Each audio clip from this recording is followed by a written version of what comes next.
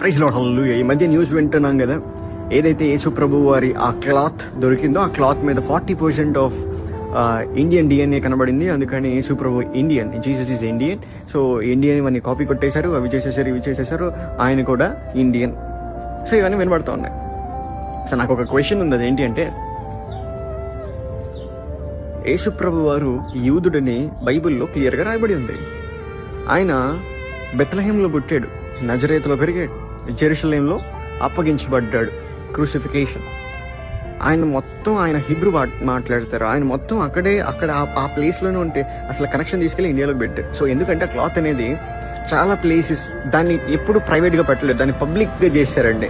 1989 నుంచి 1998, 2000, 2010, 2050 దాని అంతా ఈ ఈవెంట్స్ని బట్టి లేదంటే ఎగ్జిబిషన్స్ బట్టి బయటికి తీసుకొచ్చి ఎక్స్పోజ్ చేశారు. అది కంటామినేట్ అయిపోయింది. సో దాన్ని బట్టి అంటే 40% వచ్చింది, 100% అనుకుంటే అది వేరేసినారు.